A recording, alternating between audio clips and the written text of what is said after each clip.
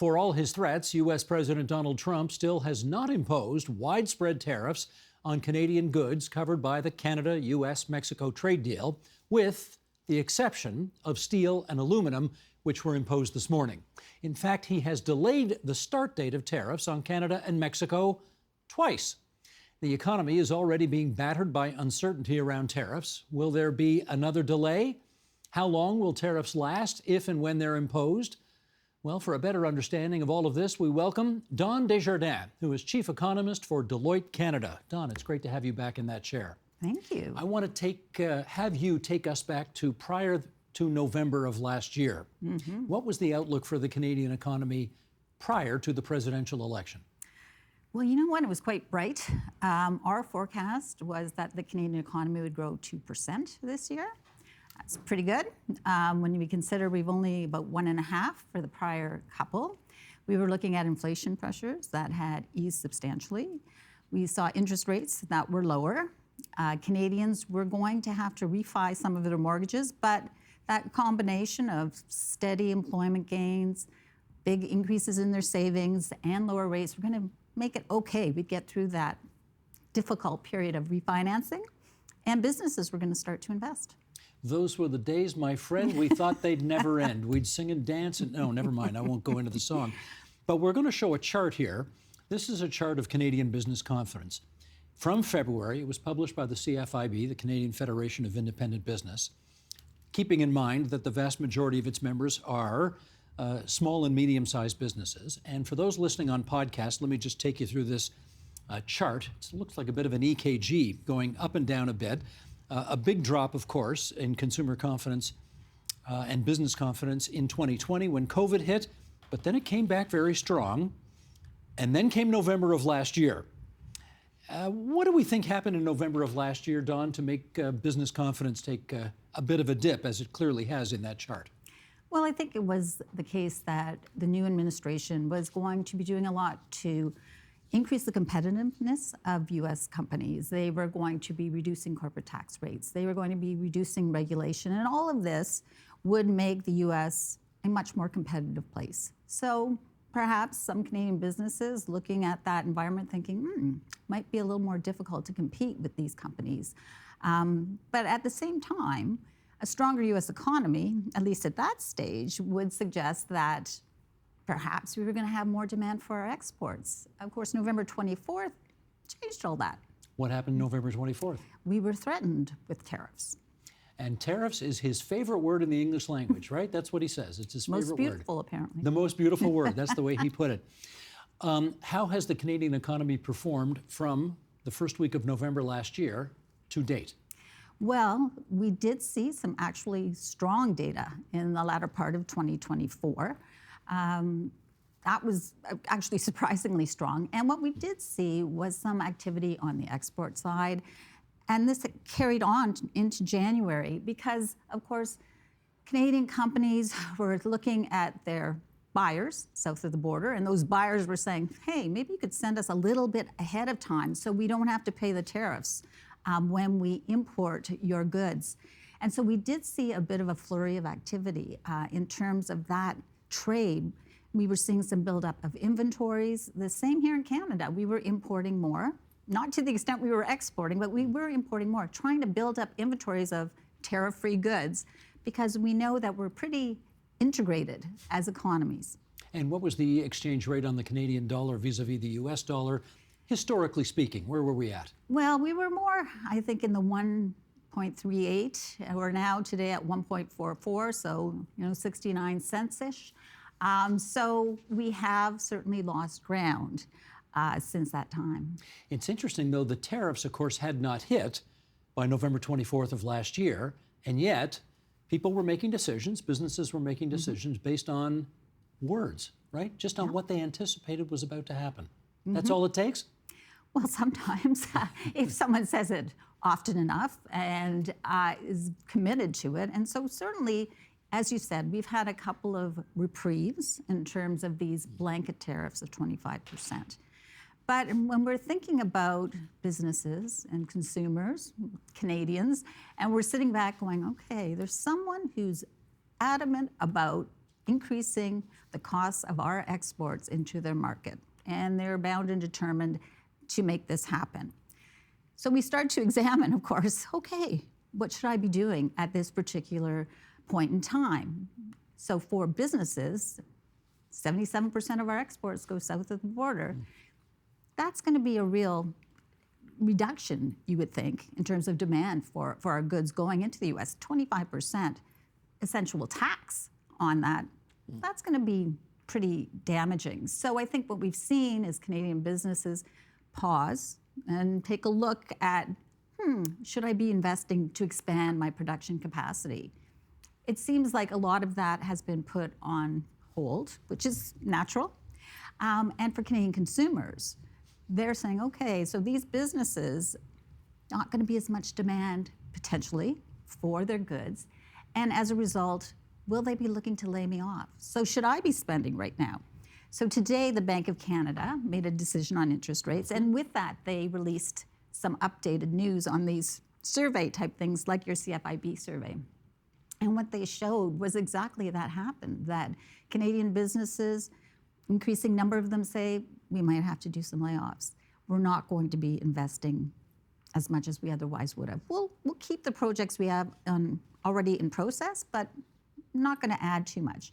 Canadian households going to continue to beef up those savings and probably not going to be spending on big ticket items right now. So it is, as you would expect, as you say, this is just the threat outside of steel and aluminum, but this is of grave concern because it will have a significant impact on our economy. Well, everybody's asking about the impact of tariffs, but I want to ask a different question. The impact of just uncertainty, not tariffs, but uncertainty. Talk to us about that. Well, I mean, I think it's we've seen it historically. In uncertain times, everybody kind of battens down the hatches. We're not sure how this is going to play out. We don't know how our costs of doing business, how that's going to play out. We don't know if there's going to be demand. If we make a big expansion, are we going to be able to sell it? Are we going to get a return on that investment? And so to that extent, I think that's what we see, a giant step back by both businesses and then also consumers who are wondering, they're stepping back on spending money. What does that mean in terms of their labor market? Do they want to keep as many employees? So as you say, and we've also seen volatility in financial markets. One day they're feeling like, oh, this might be okay. The next day they're feeling that, oh my goodness, this could cause a recession. Even in the US, the US data is also showing a pretty pronounced slowing. And that's sort of interesting, right? Because everyone was anticipating another good year for the US economy. It was going to be great because lower taxes were going to spur investment. We're going to see strong job growth. We're going to see, they thought at that point, lower interest rates. So it was a very good story for the US. But now, when some of the data is coming out, survey indicators showing some deterioration in sentiment, some concern about orders that they're going to be having to fill. And so as a result, it does suggest that the US economy is also feeling the pinch from this talk of tariffs. So when you take all those metrics together and you consider all of the millions of individual decisions that are going to be made by businesses, by consumers, by labor, et cetera, okay, lay that out for us. What does that look like in terms of how much the economy will contract, how many jobs we will lose, what it will do to inflation, et cetera? Well, for Canada, if in fact April 2nd we see some tariffs, the reciprocal tariffs, which again, difficult to know exactly what that's going to look like, it would be likely, at least in our view, that we'll start to see the economy contract. Now, how deep that contraction is will depend on a few things. First of all, A, if they come, but secondly, are they the widespread tariffs, the blanket tariffs that have originally been suggested by the Trump administration? Are there going to be carve-outs for autos, for example, for energy? That will mitigate some of that hit to our economy. How long will they last? So we built into our forecast that we're still working on because we have a lot of things to keep changing every day. That suggests that we'd probably see a couple quarters of decline in GDP for Canada. And well, that's a recession. That is a recession. Now, the depth and duration of the recession, again, is contingent on all of this continuing to be in place. So if we get big tariffs that are spread out through the economy and last 6 months, that's probably a recession for Canada. And that will lead to job losses. Now, the depth of those, again, questionable, but we could see significant job losses and an unemployment rate that moves it up to 7.5%, say. So we're at 6.6. That's a pretty big increase. And we would see inflation pressures, we think, rise. Now, when we're looking at inflation, this is definitely the two-handed economist conversation. You have the tariff impact because we retaliate. We have the Canadian dollar, as we said, that is weaker, so that also increases costs of things we're importing. But if we're seeing a situation where the U.S. economy is slowing, the global economy is slowing, that does likely put downward pressure on commodity prices. And we have a lot of slack in our economy already. It was being eaten up as we had those stronger growth rates in the latter part of last year, but still slack that could mitigate some of the upward pressure on prices. So our reckoning says inflation could be anywhere from a couple tenths of a percent higher than the 2% target, as much as 1% higher. So definitely the case that the direction of inflation is up. The magnitude will depend on all of these variety of factors. Was it President Harry Truman who said, "I'm looking for a one-armed economist because I'm tired of hearing on the one hand, on the other hand"? Something like that. Okay, let me get your opinion about this, because I have heard conflicting views on whether or not, if we bring genuine free trade within Canada to the fore, and we break down a lot of these non-tariff barriers that exist between provinces, we can significantly mitigate the damage that the tariffs will have on our economy. I've heard some people say that yes, we can do that. I've heard other people say, not a chance. The effect of the tariffs will be significantly more. Where do you come down on that? I think the tariffs will be more powerful.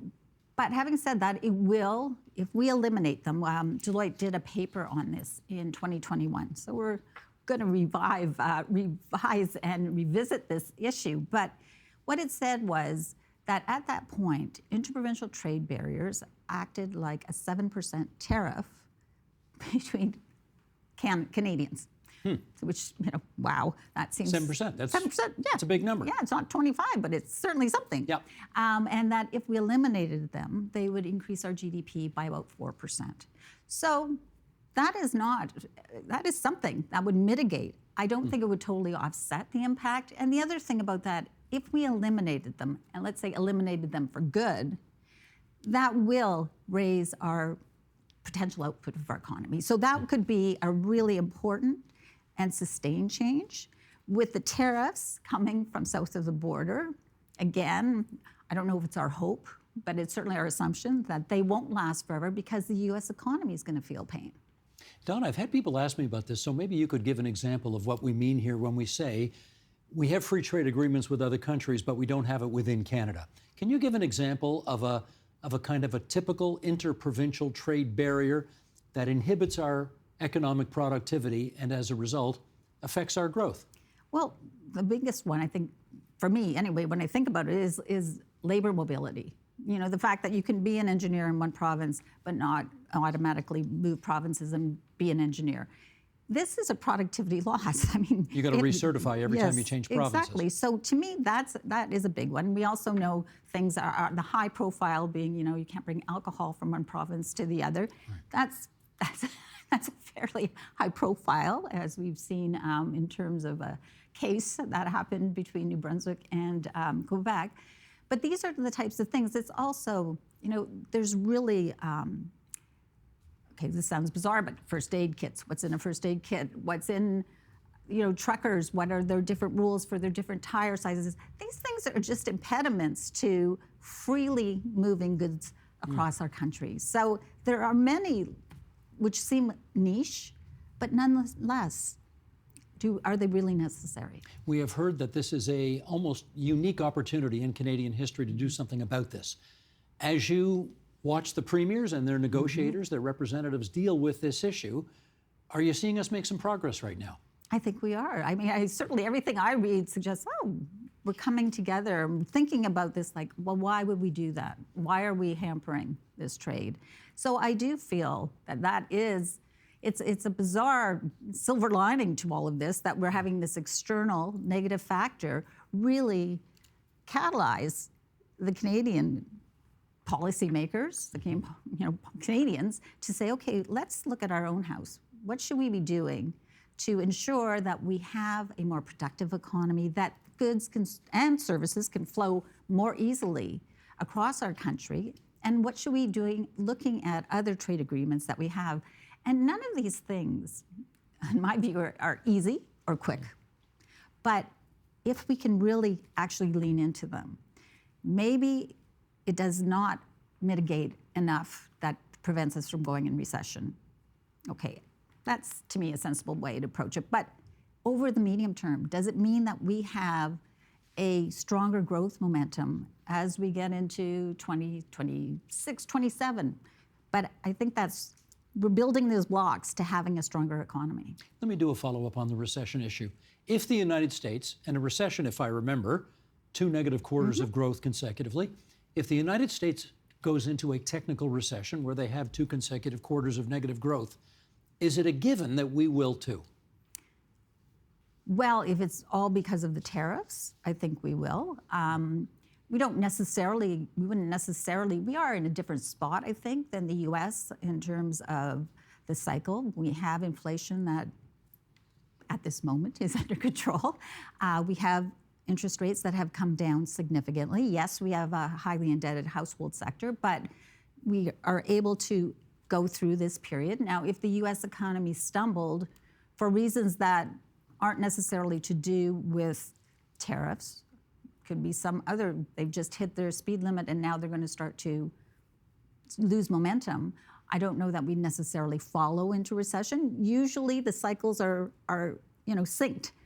We're a little bit ahead this time and our rates are significantly lower than the US. So I think that might give us a little insulation, and that weak Canadian dollar, it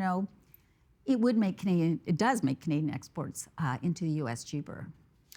As you folks watch the White House trying to figure out what kind of policy and what statements are emerging so that you can do your jobs and give advice to your clients, we saw on one day Donald Trump, in the joint address to Congress, say, we're going to have a little adjustment, right? Like a minor adjustment in the economy.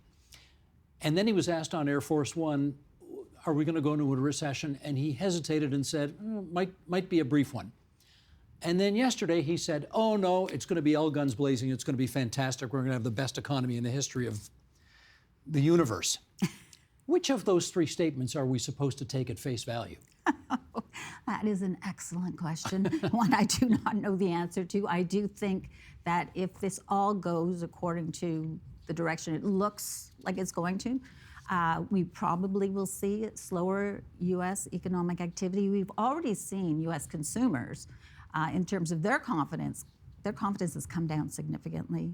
We have seen stock market correction recently. Now it's wobbling along, but nonetheless, it has had some pretty horrifying days recently as investors take a look to see whether or not does this spell recession, and what does that mean for all the companies I've invested in?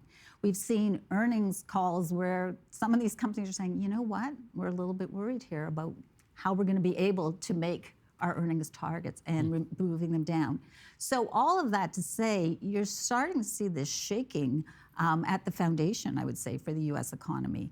Now, we know the administration wants to get their corporate income taxes down.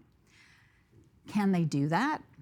I don't think they're going to get the money from this tariff regime to offset the impact on their budget balance. So maybe they're not going to get to 15%. And if that's the case, what does that mean for companies when they're thinking about investment and thinking about the returns on those investments? So I don't know that, adjustment is, I'm not really sure what that refers to, but I do think that you will have substantially slower growth than you otherwise would have had in this environment of uncertainty. Okay, in our last few minutes here, let's talk about, because we're about to get a new prime minister in this country, and he is no doubt considering his options for backstopping the economy and the problems that we're having and are about to have as a result of all of the craziness coming out of the United States right now. What are his options? What can Mark Carney do? Well, I think he can push forward with working with the provinces to alleviate these interprovincial trade barriers. We know that the government has announced that they are going to be giving the Export Development Bank $5 billion in order to increase Canadian companies' ability to export to other countries. Is that real money? $5 billion, is that considered real money? Well, it certainly is. I mean, I think it's sufficient enough to get some companies, smaller companies in particular, in the market. $2 trillion economy, so $5 billion is a bit of a drop in the bucket. But having, we have also incentive from our trading partner letting us, the unreliable trading partner. Yeah. And I think as well, just getting this, it could build over time, but certainly, step in the right direction and a nod, I think, to Canadian businesses that, hey, we have 15 free trade agreements, 1.6 billion customers in the world, conceivably. How can we move towards those markets? And as I said earlier, 77% of our exports going to the States suggests that we haven't moved a lot in that direction so far. So we also have some support for the consumer segment with the work sharing EI. So, all of these things are there, I think, to signal to Canadians, whether they're workers or they're businesses, that there are other avenues that we can tap and that there will be some supports in place to get us through this hump.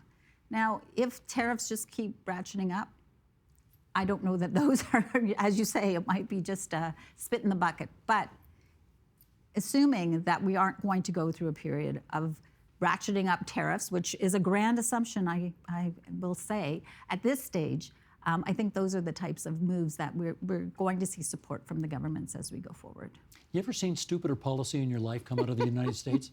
It's a little surprising, I have to Surprising. say. Okay, you're just going to go with surprising. Okay, I understand. That's the diplomat, Don Desjardins from Deloitte, Canada, joining us tonight here on TVO. Don, thanks a lot for your time. Thank you.